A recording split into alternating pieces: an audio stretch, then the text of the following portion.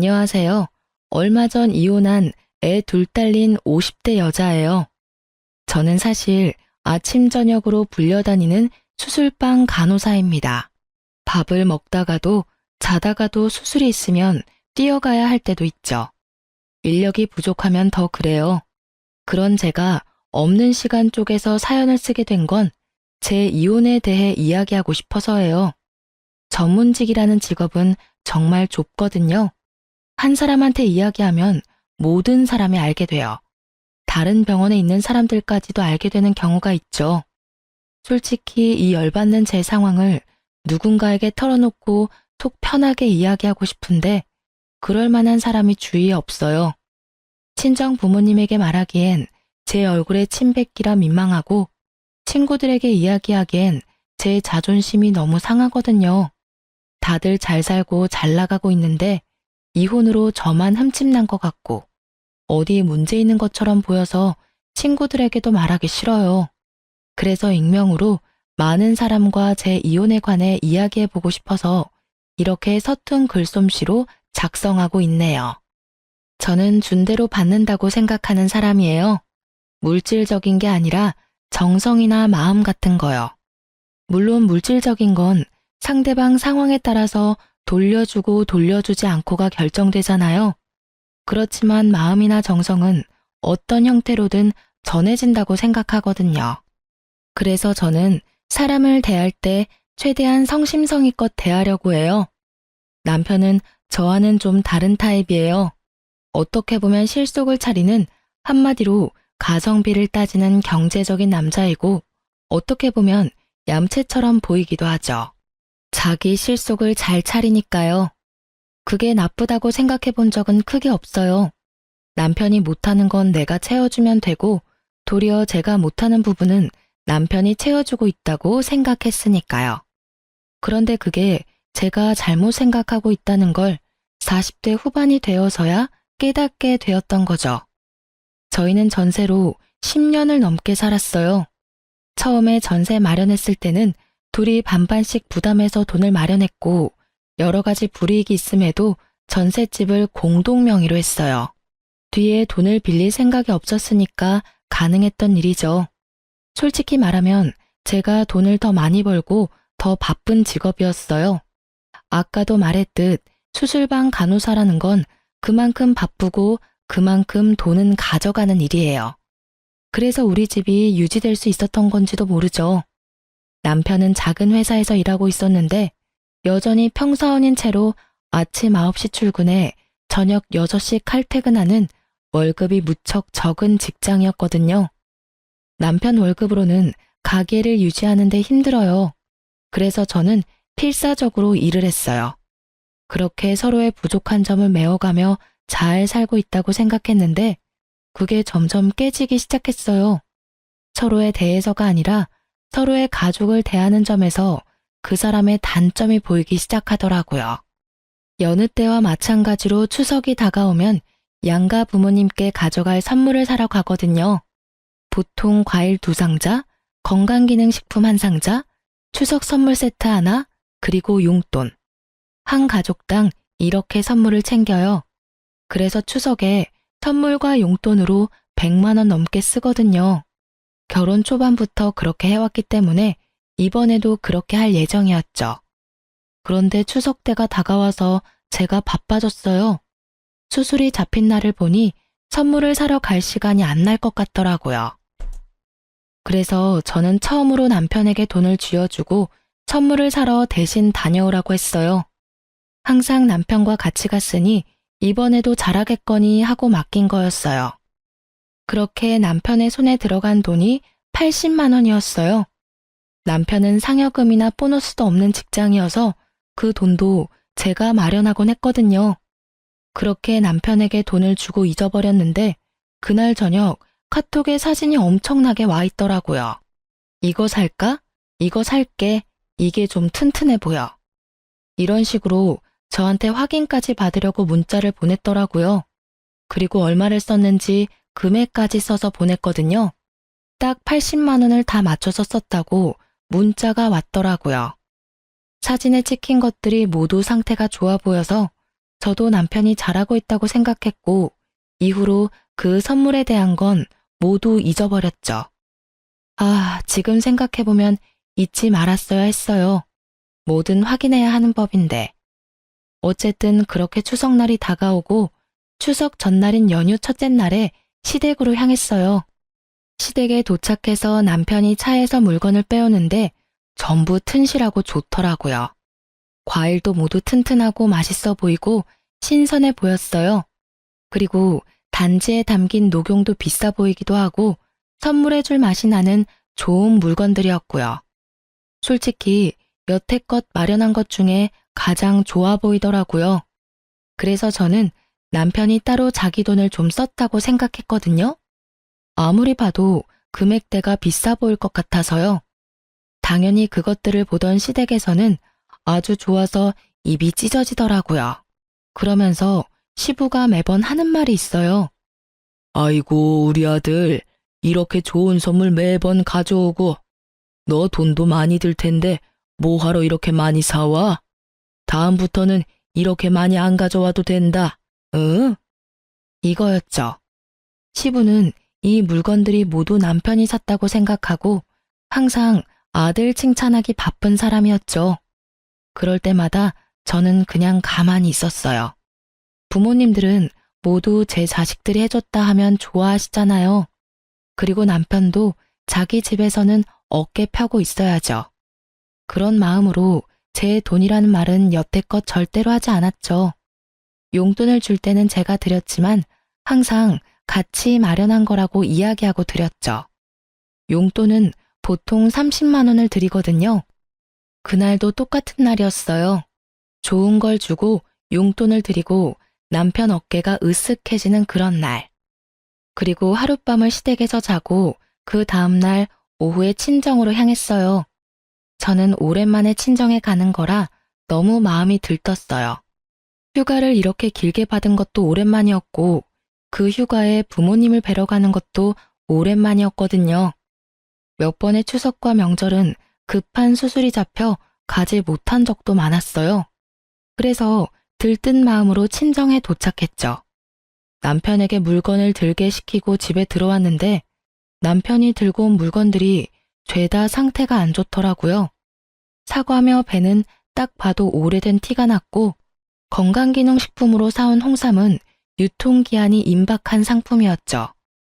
친정엄마는 그것도 선물로 사온 거라고 남편에게 신경 써줘서 고맙다며 인사하더라고요. 그걸 보던 저는 울컥울컥 화가 치밀어 올라서 남편에게 차에 뭐 가져올 거 있으니 잠깐 나가자고 하고 밖으로 나왔어요.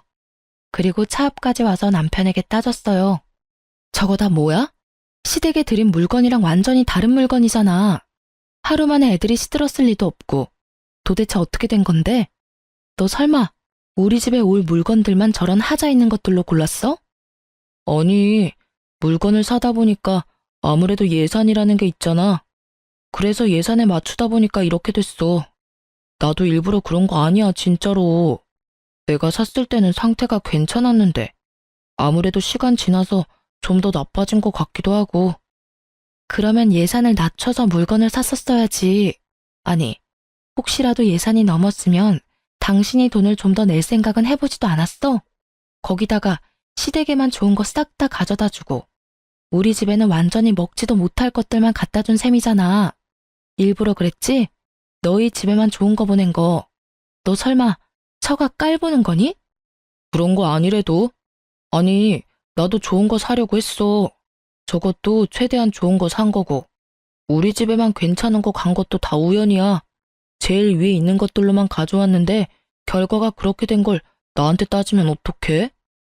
그럼 이 상황에 누구한테 따져? 내가 너한테 돈을 주고 맡겼으면 제대로 일을 하기라도 해야 했을 거 아니야. 네가 이딴 식으로 행동했다는 건 네가 우리 집과 나를 그런 식으로 보고 있다는 거잖아. 하자품, 유통기한 임박 상품을 선물해줘도 넙죽 받을 거라고. 그렇게 생각하고 그거 준비한 거 아니었냐고. 우리가 먹어도 다 남겨서 버릴 만한 물건들만 골라와서는 그걸 명절 선물이라고 떡하니 내놔? 솔직하게 말해봐. 딱 보니 우리 집에 온 물건들 가격은 얼마 안 할 것처럼 보이는데 돈 남았지? 돈이 남았냐고 묻자 남편이 대답을 못하더라고요. 저는 이때 살짝 감이 왔어요. 영수증 내놔. 빨리. 어? 영수증? 없는데? 사고 다 갖다 버렸지. 그게 왜 남아있겠어? 그래? 그러면 핸드폰 내놔. 폰은 또 왜?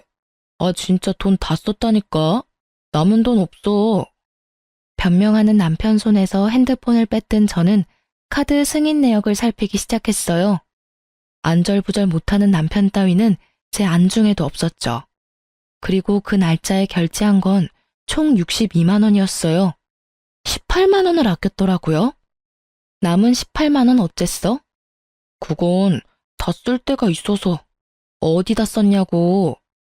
옷 샀어, 옷. 추석에 입을 옷이 없어서 옷 한 벌 샀어. 네 옷 사고 싶어서 처가에 가는 선물을 그렇게 홀대했다 이거지? 네 돈으로 산 것도 아니면서 내가 그렇게 부탁했는데 네가 어떻게 우리 집에 그런 짓을 할 수가 있어? 제가 열받아서 소리 지르자 남편이 화들짝 놀라더라고요. 평소에 소리를 크게 지르지 않는 편이고 화도 잘 내지 않는데 제가 화내니 놀랐나 봐요. 여보, 미안해. 나는 차별하려고 그런 거 절대 아니야. 진짜로. 어쩌다 보니 그렇게 된 거였어. 여전히 발뺌하는 남편을 보니 속에 열불이 터져 죽을 것만 같았어요. 당연히 알고 했겠지. 모르고 했겠어요? 진짜로 돈을 아끼고 싶었으면 시댁에 보낸 선물까지 모두 문제 있는 걸로 샀어야죠. 그런데 그게 아니잖아요.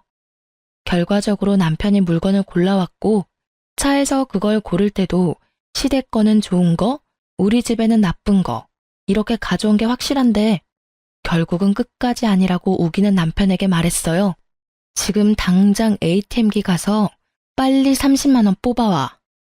왜 그래? 나 돈 없는데. 없으면 단기카드 대출이라도 긁어서 가져와. 제 불효령에 남편이 헐레벌떡 뛰어가더니 10분쯤 지나서 돈을 가지고 왔더라고요. 카드에서 뽑아온 건지 통장에서 가져온 건지 모르겠지만 돈을 가져오긴 했어요. 저는 그 돈을 확 빼앗아서 친정 부모님께 드릴 용돈 봉투에 넣었어요. 그걸 보더니 남편이 퉁명스럽게 한숨을 내뱉더라고요. 아니, 무슨 용돈을 그만큼 드려. 우리 부모님께는 30만 원만 드렸잖아. 2배는 좀 너무하지 않아?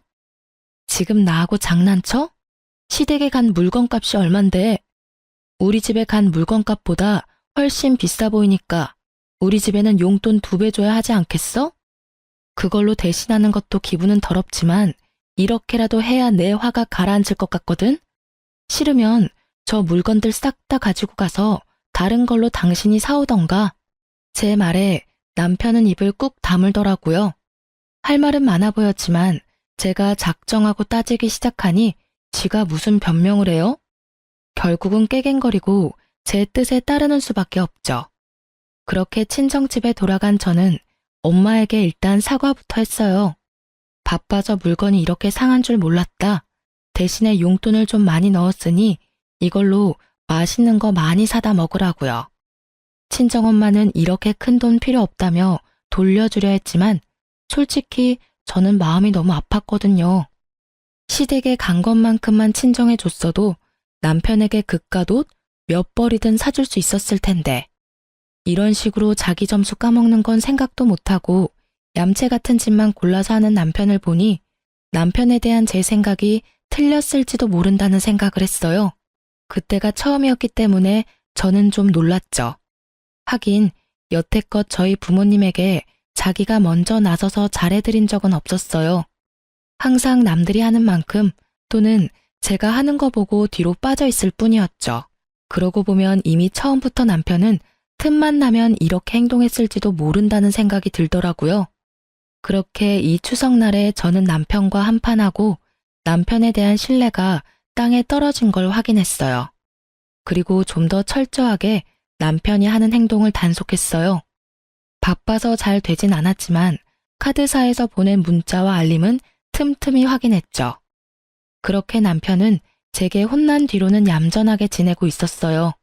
그리고 그 이후로 몇 년 더 지나고 저희는 전셋집을 전전하던 상황에서 이번에야말로 자가로 집을 마련할 생각을 하게 됐어요. 여전히 돈은 턱없이 부족했지만 최대한 아껴 쓰며 돈을 모아 겨우 집을 살 최소한의 돈을 마련했죠. 어차피 나머지는 대출을 끼고 사야 하는 거라 대출 생각하고 집을 여러 군데 알아보고 있었어요. 괜찮은 곳 몇 군데를 정해놓고 금액대 때문에 고민하던 중이었어요. 그때 친정아버지가 연락이 왔더라고요. 그래, 집 찾아본다더니 잘 돼가고 있냐?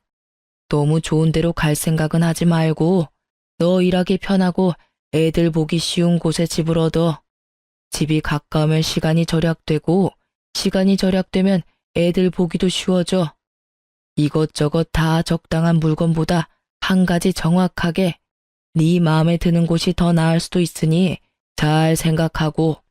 나도 몇 군데 중에서 고민하고 있긴 한데 직장이랑 가까운 데로 가려니 돈이 좀 모자랄 것 같아서 일단은 직장이랑 조금 멀더라도 금액대 맞춰서 갈까 싶어요. 지금 있는 집이랑 병원까지 거리는 비슷해요. 애들 학교까지도 멀지 않고. 그럼 직장이랑 가까운 곳은 애들 학교랑도 가까워? 거기는 직장이랑 애들 학교랑 집이 다 가까워서 이쪽 저쪽 맞추기 편할 것 같거든. 작은 평수가 있으면 가격대 맞추기 좋을 것 같은데. 큰 평수밖에 없더라고. 그 동네에 있는 매물은 다들 비싸서 적당한 게 안 나와. 그러면 한 얼마 정도 모자라? 한 4, 5천 정도 모자라. 이사비하고 잡다한 비용까지 다 하면 그 정도는 더 필요한데 우리 그만큼 더 빌릴 곳이 없거든. 그래서 일단은 차선으로 선택했던 집으로 하려고. 그러지 말고 첫 번째로 생각했던 집으로 가. 아빠가 많지는 않지만 5천만 원 해주마. 너 결혼할 때 도움도 못 주고 네가 벌어서 결혼식까지 다 하지 않았냐? 아빠가 그 생각만 하면 마음이 너무 아프고 짠해. 항상 집에 도움만 주던 우리 딸, 이럴 때 아빠가 도움이라도 좀 돼야지. 됐어, 놔둬요. 아빠 무슨 돈이 있다고 돈 대준대? 그러지 말고 그 돈은 아버지 노후 자금으로 쓰세요. 나 말년에 아빠 노후 자금 가져간 나쁜 딸로 만들지 말고. 갑자기 돈을 주겠다는 아버지의 말에 저는 우스갯소리로 거절했어요. 아버지에게 돈을 받고 싶은 마음은 없었거든요. 그런데 아버지가 그러더라고요. 아빠 퇴직금 나왔어. 나온 것 중에 반도 안 되는 금액이야. 첫째 딸은 살림 미천이라고 항상 우리 집에 돈 모자라면 네가 나서서 돈 마련해주지 않았니? 아빠도 너 돕게 해줘. 아빠의 그 말에 눈물이 찔끔 나더라고요. 참으려고 했는데 그동안의 제 고생이 보상받는 기분이라 아버지에게 말했어요. 아빠, 고마워요. 하지만 그 돈은 진짜 나한테 필요 없어. 그냥 조금 먼 곳에 집을 얻으면 될 일이야. 너네 도와주고 싶어서 그러지. 지금 네 통장에 보내마. 끊는다. 결국 제 말도 듣지 않고 아버지가 돈부터 보내셨더라고요. 거절하기도 민망해서 남은 시간 동안 착실히 용돈과 효도로 갚겠다는 생각으로 그 돈을 통장에다 넣어두고 저는 첫 번째로 계약하고 싶었던 집을 계약하려고 마음먹었어요. 그런데 부동산을 가려니 시간이 영 안 나더라고요. 그렇게 며칠 지나고 시댁에서 식사하러 오라며 저를 부르더라고요. 남편에게 전화했더니 자기는 벌써 시댁이라며 빨리 오라고 들뜬 목소리로 저를 재촉하더라고요.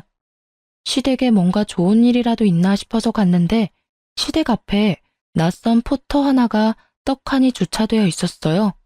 딱 봐도 새로 뽑은 느낌이 나는 차에는 시부의 전화번호도 딱 적혀 있었죠. 아버님, 저 왔어요. 그래, 어서 오너라. 너 밖에 있는 차 봤냐? 네, 봤어요.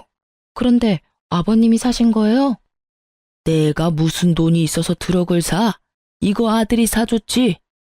그 말에 깜짝 놀랐어요. 남편이 외동아들인데 그 말은 남편이 사줬다는 말이니까요. 매번 돈 없다며 징징대는 남자가 웬일로 시부에게 큰 트럭을 사줬나 싶었죠. 제가 생각하는 걸 다르게 생각한 모양인지 시부가 제게 말하더라고요. 세아가, 너도 네 남편한테 좀 배워라. 아들이 이렇게 효심이 지극해. 제 아비 힘들게 일하는 거 알고는 이렇게 알아서 트럭을 선물해주지 않니? 하긴 친정보다 시댁에 잘해주기는 좀 그렇겠지? 넌 매번 바쁘고 남편 내줘도 잘 못해주니 그런 걸 바라는 것도 무리이긴 하지. 그래도 네가 못하는 걸 우리 아들이 잘하니 다행이지 않겠냐? 부부 두 사람 중 하나라도 윗사람 잘 공경하면 되는 일이지. 그 이야기에 정정해주고 싶은 말은 많았지만 시부의 정신건강을 위해 참기로 했어요. 그런데 남편이 저 포터를 사줄 돈이 어디에서 났나 하는 건 별개의 문제였죠. 저는 남편을 작은 방으로 따로 불러 물었어요. 당신 아버님께 포터 사드리는 거 왜 나한테 이야기 안 했어? 오늘 이야기했잖아. 오늘 사드렸거든. 아버지가 몇 달 전부터 포터 하나 있으면 일할 때 좋겠다고 하도 그러셔서 하나 사드린 거야. 그러니까 사기 전에 나하고 의논했어야지. 근데 어느 틈에 돈을 그만큼 모았대? 매번 돈 없다고 한 건 그 돈 모으려고 그랬던 거야? 어? 아니? 우리 생활비 통장에 목돈 들어와 있길래 그걸로 사드렸는데? 저는 제 귀를 의심했어요. 제가 제대로 들은 게 맞나 싶었죠. 설마 남편이 말도 없이 그 돈을 썼을 리가 없을 거라 생각하며 황급히 어플을 열어 통장에 얼마나 남았는지 확인했어요. 잔액을 확인한 저는 눈앞이 캄캄해졌어요. 2천만 원이 사라지고 없더군요. 당신 그 돈이 무슨 돈인지 알고 썼어? 당신이 말해줬잖아. 장인어른이 주신 돈이라고. 천연덕스러운 표정으로 그렇게 말하는 남편을 보니 저는 얼굴로 피가 몰리는 느낌이 들었어요. 그러나 흥분을 가라앉히고 남편에게 물었어요. 우리 아버지가 그 돈을 왜 주셨는지도 내가 말했지? 응, 우리 집 살 때 보태라고 주셨다면서. 근데 솔직히 그러면 돈이 좀 남잖아. 당신 병원이랑 조금 떨어진 곳에 가기로 했으니까. 바빠서 의사소통 되지 않았던 게 문제였던 걸까요? 남편은 제가 아직도 직장에서 먼 곳을 선택할 거라고 스스로 생각한 것 같더라고요. 돈의 출처를 말할 때 가고 싶은 집이 바뀌었다고 이야기라도 했으면 이런 일이 벌어지지 않았을지도 모른다고 애써 포장해 저를 달래봤어요. 하지만 아무리 남편을 이해하려 해봐도 이해가 가지 않았어요. 그 큰 돈을, 자기 돈도 아닌 그 돈을 어떻게 저한테 말도 없이 빼서 쓸 수가 있을까요? 제 상식으로는 도저히 이해가 가지 않았거든요. 나는 그 돈을 받아서 첫 번째로 마음에 들었던 직장과 가까운 곳에 집을 사려고 생각했었어. 그런데 그 돈을 왜 네가 몰래 가져다 써? 몰래라니, 어감이 이상하잖아. 솔직히 그런 거 나는 몰랐고 생활비 통장에 돈이 들어와 있으니까 써도 되지 않을까 하고 썼던 것뿐이야. 근데 당신 좀 너무하다. 우리 아버지 포터 사드리는 게 그렇게 아까워? 적반하장이라는 말이 딱 생각나더라고요. 네가 네 돈으로 사드리는 거면 아깝다고 생각 안 해. 근데 그 돈이 무슨 돈인데? 우리 아버지 퇴직금에서 떼어준 돈이야. 노후자금 하셔야 할 돈 나한테 주신 거라고. 근데 그걸 네가 홀라당 써버려? 네가 효자 되려고 날 불효녀로 만들었어? 결국 참지 못한 저는 대폭발을 해버렸고 시부와 시모가 놀라 뛰어왔죠. 효자 불효녀 그런 게 어딨어. 그 돈 없어서 집 못 사는 거면 그냥 전세 살면 되지. 여태까지 잘 살았잖아. 근데 뭐가 그렇게 열받아서 나한테 이렇게 소리를 질러? 이게 무슨 소리냐? 왜 너희들끼리 싸우고 있어? 그것도 시댁에서. 너 설마 내 아들이 나한테 차 사줬다고 여기 와서 성질내? 도대체가 사돈이 뭘 가르쳤으면 겨우 돈 2천만 원 가지고 남편을 잡아먹을 것처럼 난리요. 그 말에 저는 더 욱했어요. 아빠 힘들게 일해서 받은 돈 남편이 홀라당 까먹은 것도 하나는데 시부가 우리 아버지 욕하니 참을 수가 없었거든요. 아버님, 착각하지 마세요. 그 포터 남편이 모은 게 아니라 친정아버지가 저한테 집 살 때 보태라며 주신 아버지 퇴직금이라고요. 그런데 그 돈으로 포터를 사요? 그리고 그 돈이 제가 받아온 돈이면 저한테 허락이라도 맡았어야죠. 말도 없이 그 돈을 쓴 건 도둑질이랑 뭐가 달라요? 제 말에 시부도 열을 받았는지 씩씩대더군요. 너 지금 우리 아들을 도둑이라고 했어? 며느리가 돼서 시아버지 차 한 대 사주는 거 뭐 그리 어려운 일이라고? 네가 못해서 아들이 매번 이렇게 잘해주는데 네가 왜 여기서 큰 소리 치는 거야? 그러게요. 그러면 이제부터는 아드님한테 다 받으세요. 당신도 들었지? 앞으로 부모님 생신, 설, 추석, 명절, 어버이날 선물은 당신 돈으로 해드려. 여태까지 내 돈으로 열심히 효도해드렸잖아. 아버님도 원하고 있으니까 당신이 번 돈으로 열심히 사드려. 그건 내가 절대로 말리지 않을게. 저는 그 말을 끝내고 집에 가려고 가방을 들었어요. 남편이 제게 쫓아오더라고요. 여보, 그건 좀 너무하잖아. 여태까지 잘해줬으면서 갑자기 이러면 이 손 놔. 나 잡지 마. 아버님 말씀 못 들었어? 내가 못하는 거 아들이 해준다잖아. 그러니까 난 이제 손 뗄래. 당신이 알아서 잘 챙겨드려. 그럼 됐지? 남편은 절절한 모습이었고 시부모는 우리 대화를 듣곤 얼굴이 벌겋게 달아올랐죠. 부끄러울 만도 하죠. 여태껏 아들이 다 해주는 거라고 며느리한테 온갖 생색 다 내며 자랑질했는데 알고 보니 다 며느리 돈이었고 며느리 덕이었다는 걸 알아버렸으니 말이죠. 그렇지만 저는 그런 건 눈에 들어오지도 않았어요. 이혼하기 전에 남편이 가져간 돈 회수할 생각만 머릿속에 가득했거든요. 그렇게 집에 돌아오고 냉랭한 날이 계속됐어요. 애들은 애들대로 눈치 봐가며 행동하고 그런 애들 불쌍해서 데리고 나가 맛있는 거 사주고 기분 전환하도록 놀이공원도 다녀오라고 했어요. 제가 바쁘면 제 동생에게 부탁했죠. 그렇게 2달 정도 지나고 시부 생일이 다가왔어요. 저는 시부 생일 선물을 사러 아울렛에 갔어요. 그때는 한여름이었는데 겨울 상품을 싸게 팔고 있었어요. 저는 일부러 패딩 할인 코너에 가서 3만 원짜리 패딩을 하나 샀어요. 그리고 인터넷으로 할인 마감으로 싸게 파는 과일과 유통기한 임박 상품 파는 곳에서 건강기능식품을 하나 샀어요.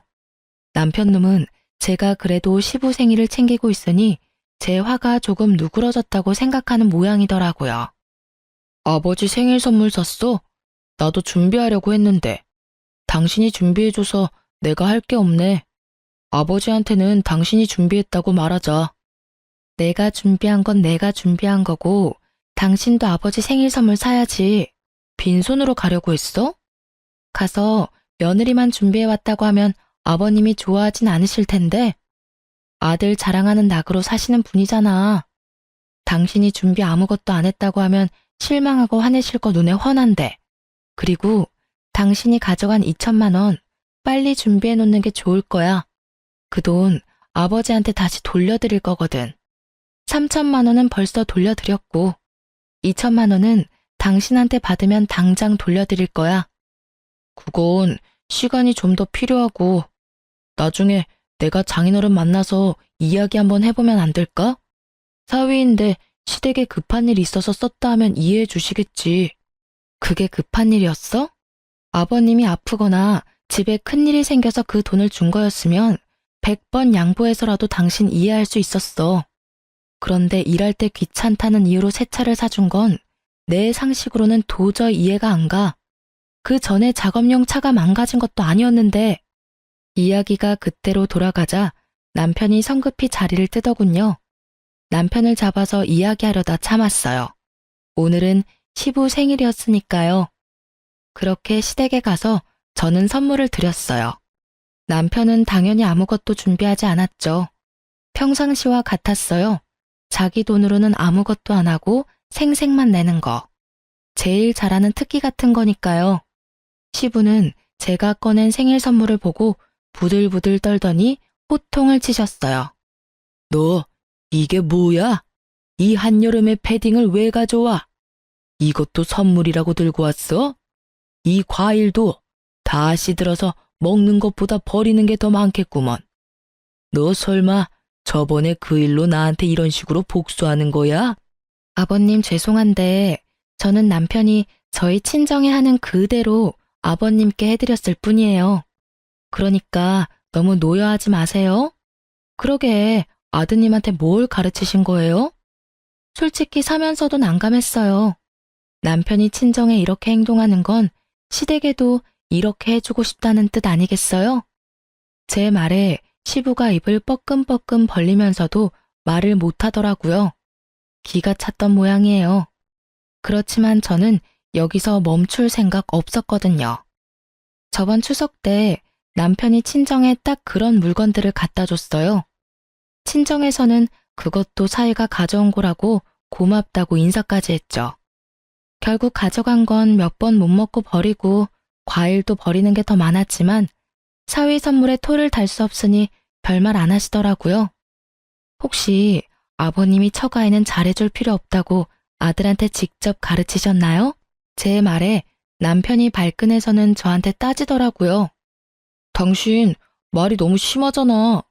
아버지한테 어떻게 그런 식으로 말해? 내 잘못은 나한테 화내는 걸로 충분해. 어떻게 아버지까지 이 일에 끌어들이냐고. 당신은 어른을 도대체 뭐라고 생각하는 거야? 내가 묻고 싶은 말이야. 넌 도대체 어른을 뭐라고 생각하길래 저런 물건을 우리 집에 추석 선물이랍시고 사왔는데 그날 내가 용돈이라도 많이 드리지 않았으면 나는 우리 부모님께 미안해서라도 낯을 못 들었을 거야. 당연히 너한테 화났으니까 너한테 화내지. 근데 아버님도 그러셨잖아. 나한테 도대체 사돈한테 뭘 배웠냐고. 그러니 나도 똑같이 알려드린 거야. 당신이 아버님께 뭘 배웠는지.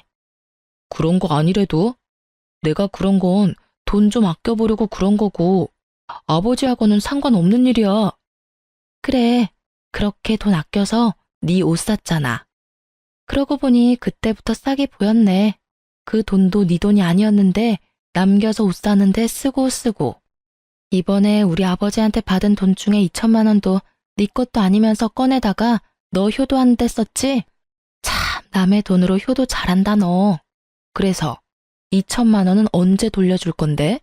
나 지금 당장 돈 없어서 못 준다니까. 그렇게 이야기해도 내 수중에 돈이 없다고. 가져갈 수 있으면 네가 가져가 봐. 어디 탈탈 털어봐. 돈 한 푼 나오나. 그래, 뻔뻔한 것도 가족력이지. 그럼 나도 내가 알아서 2천만 원 가져갈게. 난 바쁘니까 먼저 가볼게. 당신은 아버님 생일 축하하고 천천히 와. 저는 그렇게 나와서 바로 백화점으로 향했어요. 한 번도 들른 적 없는 고급 명품 매장에 들어가서는 800만 원짜리 여자 가방 하나와 1000만 원짜리 고급 시계 하나를 골랐어요. 그리고 결제는 남편 카드 2장으로 각각 사용했고요. 남편 문자로 결제 문자가 갔는지 전화가 미친 듯이 오더라고요. 몽땅 씹어버렸어요. 개무시하고 카드로 비싼 코스 요리 식사 한 판하고 명품 로고가 박힌 제 옷도 샀죠.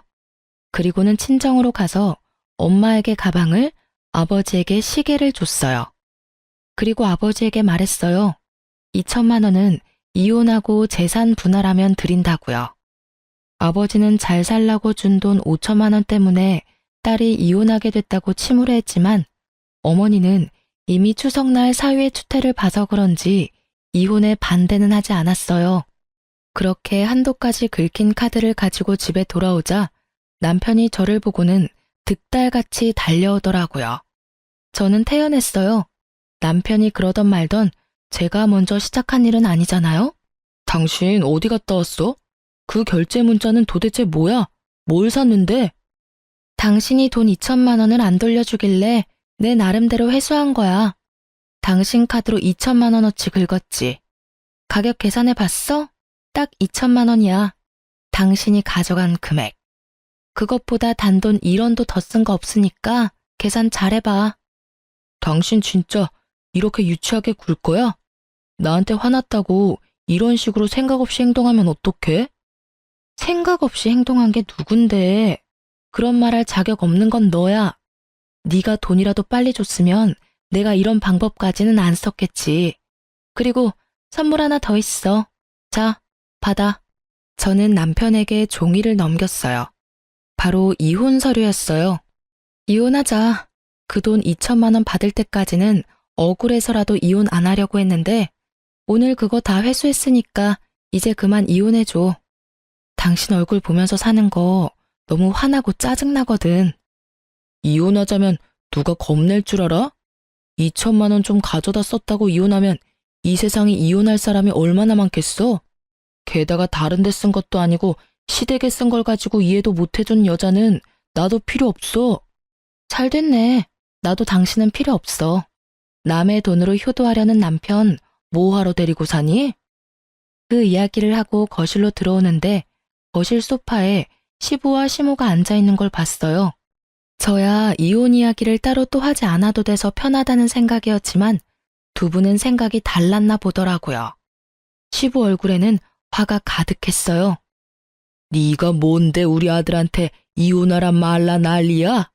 이혼을 결정해도 우리 아들이 하는 거지. 도대체가 어디서 이런 싹수 없는 여자가 우리 아들하고 결혼해서 처음부터 알아채지 못한 내 잘못이지. 저런 것도 며느리라고. 조상님 뵐 낯이 없어. 며느리 잘못 들여서 아들 망치는 꼴을 보고 있자니. 이혼하면 알게 되겠죠. 제가 남편을 망친 건지 남편이 저를 망친 건지. 그리고 시댁 부모님 챙겨주는 게 누구였는지. 팔이 안으로 굽는다는 건 알았지만 이건 좀 너무하다는 생각이 드네요. 아드님 카드 빚이 신경 쓰이시면 받은 포터 팔아서 도와주시던지. 그걸 못하겠으면 그냥 가만히 계세요. 아들 집 사려고 할 때 도와주지는 못할 망정 집 사라고 친정에서 준 돈마저 탐하는 시댁. 저야말로 사양이에요. 뭐? 친정 돈만 탐하는 시댁? 내가 언제 그랬어? 오냐? 집 살 때 돈 안 보태줬다고 사람을 욕심 많은 영감으로 만들어? 아들이 나한테 차 한 대 사준 게 뭐가 그렇게 욕먹을 짓이야? 며느리가 돼서 아들 하는 일에 일일이 딴죽이나 거는 게 잘못됐지. 그럼 욕심이 없으신가요? 그치만 그 포터 산 돈이 어떤 돈인지 아셨으면 돌려줄 법도 한데 끝까지 끌어안고 계시잖아요. 그게 욕심이 아니면 뭐겠어요? 저 같으면 저 때문에 아들이 빚을 지게 생겼으면 다 팔아서라도 도와주겠네요.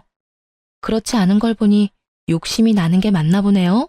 결국 제 말에 시부는 부들부들 떨며 대답도 못했고 남편은 이혼 서류를 보느라 정신이 없었어요. 시모마는 멀쩡하게 제 이야기 다 듣고 있었는데 아무 말씀 없으시더라고요. 아마 시모도 제 심정을 알고 있는 것 같더라고요. 하긴 며느리 친정집까지 탐하는 노인이 마누라 친정 돈도 탐하지 않을 리가 없겠죠. 저는 후련하게 모든 걸 다 말하고 안방에서 제 짐부터 쌌어요. 자가로 이사가는 건 물 건너갔고 제 남은 인생이라도 행복하게 다시 설계해야 했으니까요. 일단 지금 이 상황에서 스트레스를 조금이라도 덜 받으려면 이딴 집에서 빨리 나가는 게 절실했어요. 어차피 공동명이라 집이 도망갈 일은 없었거든요. 그치만 지금 당장 나갈 수는 없었어요. 나가더라도 아이들과 함께 나가기로 결정했거든요. 애들을 불러서 이야기하니 두 아이 모두 저를 따라가고 싶다고 하더군요. 하긴 돈도 제가 더 많이 벌고 애착도 저와 더 많이 형성되어 있었으니까요. 결국 남편과의 이혼으로 전셋집은 반토막 나서 보증금 반은 제가, 반은 남편이 가져가게 됐어요. 그리고 무엇보다 아이들을 제가 데려오게 돼서 천만다행이라고 생각했어요. 그렇게 치열한 이혼을 끝내고 저는 남편과 깨끗하게 결별했어요. 아이들은 남편을 보고 싶지도 않다고 하더라고요. 어린애들이었으면 몰라도 이제 사리분별은 하는 나이라 그런지 제가 얼마나 애쓰고 남편이 얼마나 골칫거리였는지 잘 알고 있는 것처럼 보였어요. 그래서 솔직히 미안했어요. 따뜻하고 안정적인 가정을 만들어주고 싶었는데 이렇게 깨지게 돼서. 그렇지만 이게 아이들을 위해 더 나은 선택이었다고 스스로를 달랬어요. 그렇게 친정 부모님 도움받아 아이 키우며 돈 벌고 결국은 제 집 마련을 할 수 있었어요. 그리고 얼마 전에 전 남편 근황을 알게 됐죠. 돈 모을 생각은 없고 쓸 생각만 하던 전 남편이 이혼하면서 전세금 반을 받았잖아요. 그런데 그걸 아껴서 작은 전세를 얻던지 뭘 해야 했는데 그냥 들어온 돈이라고 다 써버리고 결국은 집도 없이 시댁 들어갔다고 하더라고요. 그 전세금은 다 써버리고 카드값 메우기에 힘들어지니 시부에게 준 포터를 몰래 팔았다고 하더라고요. 시부는 포터 팔 때도 줬다 뺏는 게 어딨냐며 난리치고 그런 시부에게 전 남편은 어차피 내 돈 주고 내가 산 차 아니냐며 그거 팔아야 자기 신용불량자 안 된다며 생떼를 쓰고 난리도 아니었다고 해요. 그 이야기 들으면서 얼마나 웃음이 나오는지. 결국은 팔려버렸잖아요. 그렇게 애지중지했던 차를. 그것도 그렇게 자랑하던 아들놈이 말이죠. 결국 시부는 그거 뺏기고 씩씩대다가 시댁 재산까지 낭비하는 전 남편을 두고 볼 수 없었는지 시댁에서 쫓아내며 혼자서 살라고 했다고 하더라고요. 전셋집 얻을 돈도 없는데 혼자 나와버렸으니 결국은 월세 얻어서 겨우겨우 호라비 생활하며 살고 있대요. 그 이야기를 듣는데 정말 너무 웃겨서 눈물이 다 날 뻔했죠. 얼마 전에는 혼자 살면서 자기 처지가 안타까웠는지 저한테 연락까지 했었어요. 애들 보러 오겠다는데 그때는 저도 오라고 했어요. 전 남편 소식 듣고 우리는 잘 살고 있는 거 보여주고 싶었거든요. 우리 집 와서 집 한번 쓱 둘러보더니 저한테 말하더라고요. 미안해. 내가 일이 이렇게 될 줄은 몰랐어. 그때 정말 내가 무슨 생각으로 그랬나 싶어. 내 딴에는 잘한 일이라고 생각했고 당신이 자기 명의의 집을 갖는 게 그렇게 중요한 일인지도 몰랐어. 정말 당신한테 못할 짓 한 것 같아. 이제라도 사과를 받았으니 됐어. 당신도 그러지 말고 좀 더 사람답게 살아. 우리 없다고 당신 인생이 끝나는 것도 아니잖아. 벌써 이혼하고 몇 년 지났으니까 다 잊고 당신 인생 살면 되지. 내가 미련한 놈이야. 왜 내가 내 발로 이런 복을 차버렸나 하는 생각만 들어. 아무도 없는 단칸방에서 밥을 먹고 있으면 내가 인생을 잘못 살았다는 생각밖에 안 들고 이렇게 잘해주는 아내와 친정에 왜 그런 짓을 했을까? 내 아들, 딸을 만나는 것도 힘든데 이혼을 왜 하자고 했을까? 그땐 무슨 정신이었는지도 모르겠어. 따뜻한 밥 한 공기 먹으니 남편 입에서 자책의 말이 줄줄 쏟아지더라고요. 그러게요. 이 남자는 왜 자기 발로 이런 가족을 차버렸을까요? 잠깐 자기 입속 챙기려다 시부에게 잘 보이려다 결국은 몽땅 다 잃었잖아요.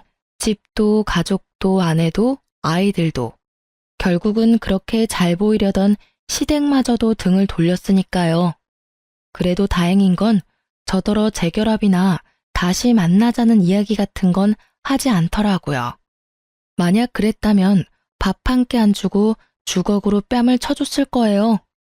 전 남편이 제 아버지가 준 돈만 함부로 쓰지 않았더라면, 그리고 일찍 그 돈을 돌려주려고 하기만 했다면 저와 함께 자가로 번듯하게 집 얻어서 잘 살 수 있었을 거예요. 한 번의 선택으로 사람 인생이 이렇게 갈리는 거죠. 저는 솔직히 힘들었지만 잘 됐다고 생각해요. 인생의 절반을 넘어가면서 솔직히 그때 참았어야 했을까 하는 생각도 들거든요. 그렇지만 그렇게 산다고 그게 사람답게 사는 건 아니잖아요.